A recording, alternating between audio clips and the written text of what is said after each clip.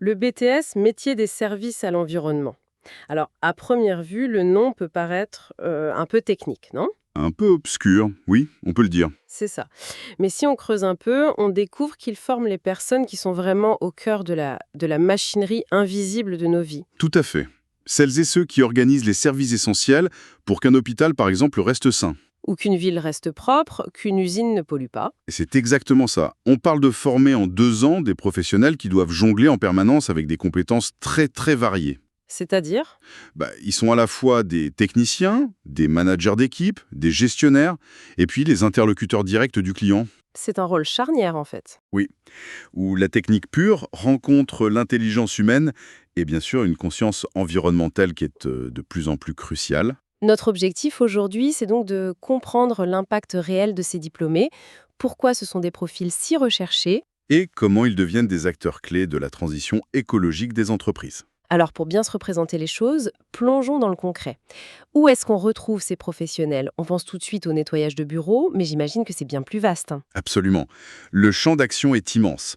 Le référentiel le découpe en plusieurs grands domaines et chacun a des enjeux critiques. Par exemple, Prenons l'hygiène et la propreté, mais pas n'importe où, dans les milieux qu'on appelle à empoussièrement contrôlé. c'est-à-dire, Les laboratoires, l'agroalimentaire, voilà.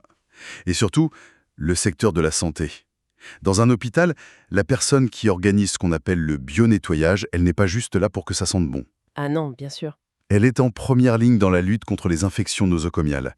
Une erreur dans un protocole et c'est la santé des patients qui est directement en jeu. Je n'avais jamais vu ça sous cet angle. La pression doit être énorme. Précisément. On est loin du cliché? Ce n'est pas une simple prestation, c'est une composante du soin en fait. Tout à fait. Un autre grand domaine, ce sont les services à la ville. Ça couvre la propreté urbaine, mais surtout la gestion des déchets. Ce qui est un enjeu majeur aujourd'hui. Immense. Une ville ne se contente plus de ramasser les poubelles. Il faut organiser la collecte sélective, piloter les centres de tri, optimiser les filières de recyclage. De compostage, de valorisation. C'est un puzzle logistique, technique et économique d'une complexité folle. Et j'imagine que les citoyens sont de plus en plus exigeants sur ces sujets. Ça devient même un enjeu politique. Totalement. Et ce n'est pas tout. On a aussi tout le secteur de la gestion de l'eau, et plus particulièrement l'assainissement. Maintenir les réseaux, traiter les eaux usées. Voilà. S'assurer qu'elles sont correctement traitées avant le rejet dans le milieu naturel. C'est un enjeu de santé publique. Et de protection de la biodiversité. Exactement. Et enfin, il y a un secteur en plein boom, la dépollution de sites industriels. Rendre une ancienne friche de nouveau saine et exploitable. Donc si on récapitule, on a des diplômés qui peuvent travailler pour une grande entreprise de services, une PME, une mairie, Voilà. ou même en interne dans une grande industrie. C'est ça. Cette polyvalence est impressionnante, mais ça pose une question. Comment on forme quelqu'un en seulement 2 ans à être crédible dans des domaines aussi différents? La formation est très bien pensée pour ça. Elle s'articule autour de 4 grands pôles de compétences qui se répondent. On peut les voir comme les 4 pieds d'une table? C'est une bonne image, oui. Si un seul manque, tout est bancal. Le premier pôle, c'est l'offre de service et la relation client. Mhm. C'est le côté commercial et stratégique. D'accord. On y apprend à décrypter le besoin d'un client, qui est souvent bien plus complexe qu'il n'y parlait, et à y répondre. Avec une proposition technique, financière, Solide, voilà. On n'apprend pas à vendre un service standard. on apprend plutôt à concevoir une solution sur mesure. Ils deviennent une sorte de consultant pour leurs clients alors? C'est une excellente façon de le dire. Imaginez une entreprise qui veut obtenir une certification environnementale. D'accord. Le technicien MSE ne va pas juste proposer de vider les poubelles. Il va auditer les processus, proposer un plan complet de gestion des déchets, peut-être même de l'eau, de l'énergie. Il co-construit la solution avec le client. D'accord. Donc ça, c'est la stratégie, le premier pôle. Mais une fois le contrat signé, il faut que ça suive sur le terrain. C'est le deuxième pôle, j'imagine. Exactement. Le deuxième pôle, c'est l'organisation technique des prestations. C'est le cœur du réacteur. C'est là qu'on passe de la promesse à la réalité. Oui, il faut tout planifier. Les interventions, définir les modes opératoires, gérer les équipes, le matériel, les produits. C'est de la pure gestion de projet. Très opérationnel. Très. Dans un centre commercial, par exemple, ça veut dire organiser le nettoyage des sols avec des machines sans jamais gêner les clients, tout en garantissant un résultat impeccable. C'est un vrai balai logistique. Et tout ça en respectant des normes qui doivent être de plus en plus strictes. Ce qui nous amène logiquement au troisième pilier. Oui, le troisième pôle qui est devenu absolument central aujourd'hui, la démarche qualité et l'intégration des préoccupations sociales et environnementales. On entend souvent parler de QSE, qualité, sécurité, environnement. Et de RSE, la responsabilité sociétale des entreprises. Il ne s'agit plus seulement de faire le travail, mais de le bien faire. Attendez, la RSE aujourd'hui, ce n'est plus juste une question d'image ou de greenwashing, on est d'accord? Ah non, plus du tout. C'est devenu un critère de performance, un élément qui peut faire gagner des appels d'offres. C'est devenu la clé quand on parle de respecter une norme de qualité, comme une certification ISO 14001 pour l'environnement. Ce n'est pas pour collectionner les diplômes sur un mur. Non, c'est pour décrocher des contrats. C'est souvent la condition pour pouvoir répondre aux plus grands marchés, notamment publics. Et le technicien MSE, sur le terrain, c'est souvent lui qui met en place les processus, qui forme, qui suit les indicateurs. Il est le garant de cette promesse. Donc, choisir des produits écolabellisés ou mettre en place un tri plus efficace chez un client, ce n'est pas un petit plus? Non, c'est un argument commercial majeur qui peut faire gagner un contrat très important. Et dans ce pôle, il y a aussi la dimension sécurité. Qui est la priorité numéro 1? Garantir la sécurité des équipes. Ça passe par le choix des équipements, la formation aux bons gestes pour éviter les troubles musculo-squelettiques, l'analyse des risques. C'est une responsabilité immense. On voit bien les trois piliers d'un: le commercial, la technique, la qualité. Il en manque un, et c'est peut-être le plus complexe: l'humain. Le quatrième pôle, en effet, le management opérationnel des équipes. La pierre angulaire de tout le système. C'est ça. Un diplômé de ce BTS est formé pour encadrer. Il doit savoir recruter, intégrer, former, animer, motiver. Et c'est là que quelque chose me frappe. On parle de jeunes qui sortent d'un BTS, ils ont 20, 21 ans, Oui, et on attend d'eux qu'ils soient capables de gérer des équipes de 5, 10, parfois 20 personnes, des agents qui ont souvent bien plus d'expérience. N'est-ce pas un choc? c'est un défi, c'est certain. Et c'est ce qui fait la particularité de ces postes. J'ai en tête l'exemple d'un jeune diplômé qui a pris la responsabilité d'un site hospitalier. Son plus grand challenge, la première année, ça n'a pas été de comprendre les protocoles de désinfection. C'était quoi alors? C'était de gagner la confiance et le respect d'une équipe dont la moyenne d'âge était de 45 ans. Et comment il a réussi? Sa réussite n'est pas venue de son autorité hiérarchique, mais de sa capacité à écouter, à valoriser leur savoir-faire et à expliquer le pourquoi les changements. C'est cette compétence humaine qui fait toute la différence. C'est fascinant. Ces 4 pôles forment un tout très cohérent. Mais pour pouvoir les appliquer, il faut un socle de connaissances plus fondamental.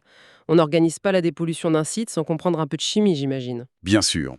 En plus de ces 4 piliers, il y a ce qu'on appelle les savoirs associés. Et c'est là aussi très concret. On trouve de la physique-chimie, de la biologie appliquée. Mais ce n'est pas de la science abstraite pour des chercheurs en blouse blanche. Pas du tout.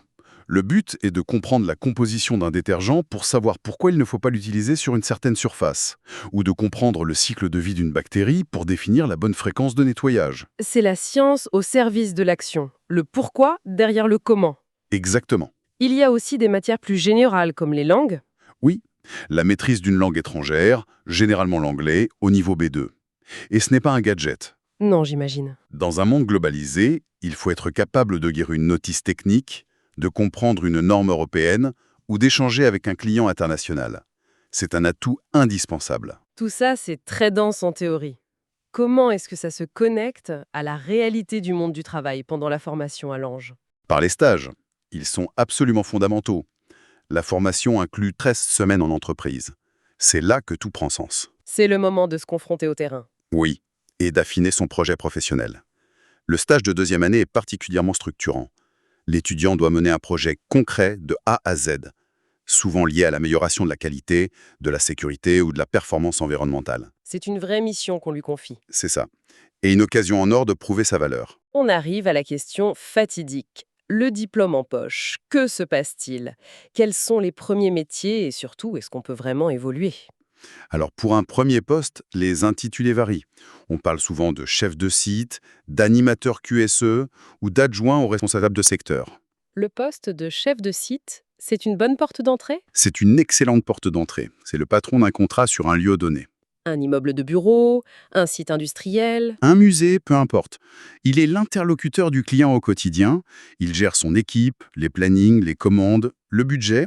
C'est un mini-centre de profit. On leur confie très tôt beaucoup de responsabilités. C'est donc un poste qui est déjà très complet. Et si on se projette à 5 ou 10 ans, une carrière peut se dessiner comment? L'évolution peut être rapide pour ceux qui s'investissent. Un chef de site performant peut devenir responsable de secteur et donc piloter plusieurs sites. Et donc manager plusieurs chefs de site. Voilà. La marche d'après, c'est souvent directeur d'agence. D'autres choisissent des voies plus expertes. Ils peuvent devenir chargés d'études pour répondre à des appels d'offres complexes. Ce qui demande une expertise technique et financière pointue. Tout à fait. Ou alors technico-commercial pour développer un portefeuille de clients. Et avec la montée en puissance des enjeux écologiques, j'imagine que de nouveaux métiers apparaissent? Oui, et c'est là que ça devient passionnant. Des diplômés, après quelques années, évoluent vers des postes de responsable RSE ou de responsable de la transition écologique. Ils deviennent les pilotes du changement, en quelque sorte. C'est ça. Et puis, il ne faut pas oublier la poursuite d'études. Pour les meilleurs dossiers, le BTS est un excellent tremplin vers une licence professionnelle, voire une école d'ingénieur. Les portes sont loin d'être fermées. Pour résumer, ce qui se dessine, c'est bien plus qu'une formation technique. Le BTS Métier des services à l'environnement semble former des organisateurs, des managers de proximité, Oui, qui sont au carrefour de l'opérationnel, de l'humain et de la stratégie. Et leur rôle devient de plus en plus central. c'est une formation pour celles et ceux qui veulent agir sur le réel, résoudre des problèmes concrets chaque jour, et qui n'ont pas peur des responsabilités. Le mot-clé, c'est vraiment la polyvalence, Une capacité d'adaptation, donc. qui permet de construire des carrières riches, variées, et qui ont un impact visible. Et pour conclure, ça soulève une question pour l'avenir. Alors que la pression sur les ressources s'intensifie, que les exigences de durabilité deviennent la norme, quels seront les prochains services essentiels que les futurs diplômés du BTS MSE devront inventer pour accompagner les transformations de demain? Merci de nous avoir écoutés. Vous pouvez retrouver d'autres explorations de formation sur le podcast Choisis ta formation et ton métier et sur la chaîne YouTube Choisis ta formation et ton métier.